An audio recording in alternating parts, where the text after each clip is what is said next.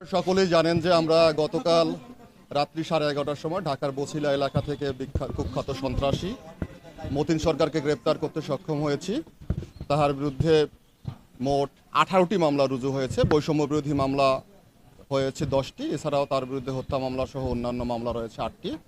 এছাড়াও তিনি দুর্নীতি দমন কমিশনের মামলায় 10 বছরের সাজাপ্রাপ্ত আসামি। তিনি বিগত সরকারের সময় সরকারকে প্রভাব খাটিয়ে যে দুর্নীতি এবং অন্যায় বা একটি রামরাজত্ব সৃষ্টি করেছিলেন, সেখান থেকে আমরা পরিত্রাণের আশায় মানুষের সহায়তায় সকলের প্রচেষ্টায় আমরা তাকে ধরতে সক্ষম হয়েছি।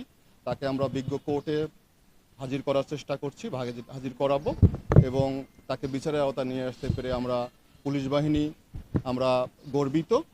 এই ছিল আমাদের কথা। এর বাইরে কোনো প্রশ্ন থাকলে আপনারা করতে পারেন।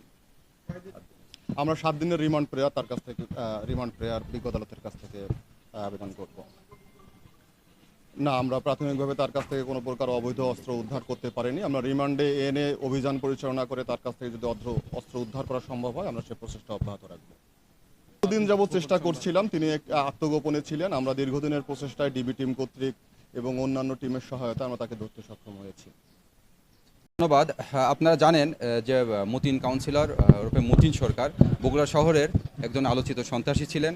তিনি বিগত সরকারের প্রভাব খাটিয়ে সে একটি সন্ত্রাসী বাহিনী গঠন করে বগুড়া শহরের বিভিন্ন জায়গায় হত্যা, চাঁদাবাজি, জমি দখল, মাদক ব্যবসা সহ বিভিন্ন অপকর্ম সাথে জড়িত ছিল। আমরা গোপন সংবাদের ভিত্তিতে গতকাল রাত 11:30টার সময় ঢাকার মোহাম্মদপুরের বছিলা এলাকা থেকে তাকে আমরা গ্রেপ্তার করতে সক্ষম হই।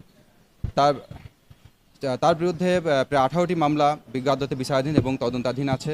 বৈষম্যবিরোধী ছাত্র আন্দোলনের সময় সে সাধারণ ছাত্র জনতার উপরে তার অ্যাগ্রেসিভ আচরণ সম্পর্কেও আমরা তথ্য পেয়েছি। সেই সংক্রান্তে তার বিরুদ্ধে 10টি মামলা হয়। তাছাড়া দুর্নীতি দমন কমিশনের দায়েরকৃত মামলায় তার 10 বছরের সাজা হয়। এসব কারণে সে দীর্ঘদিন পলাতক ছিল।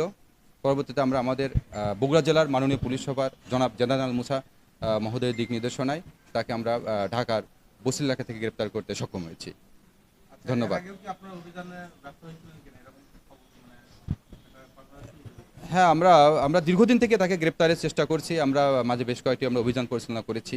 প্রতিটা অভিযান সফলতা পাওয়া যায় না, বাট আমাদের কাছে সুনির্দিষ্ট আমাদের তথ্য ছিল, সেই তথ্যের ভিত্তিতে এবং আমরা তথ্য প্রযুক্তির সহায়তায় আমরা গতকালকে আমাদের মিশন আমরা সাকসেস করতে সক্ষম হয়েছি। আপনারা জানেন, সরি না, তাকে কালকে গ্রেপ্তার করার সময় সে একাই ছিল। সে বছিলা এলাকাতে গোপনে একটি বাসা ভাড়া নিয়ে সেখানে বসবাস করতে তথ্য আমাদের কাছে ছিল। গিয়ে তাকে আমরা তার বাসার নিচ থেকে তাকে আমরা একাই পেয়েছি। হ্যাঁ, আসামি তার অপরাধ স্বীকার করছে বলতে সে এখন নিজে অনুতপ্ত। সে তার বিভিন্ন অপরাধ কর্মকাণ্ড করছে, সে অনুতপ্ত। তাকে আমরা আজকে বৈষম্যবিরোধী ছাত্র আন্দোলনের একটি মামলায় বিজ্ঞ আদালতে আমরা প্রেরণ করব। তাকে আমরা রিমান্ডের আবেদন করব। রিমান্ডে নিয়ে এসে তার কাছ থেকে আমরা আরও তথ্য সংগ্রহ করব।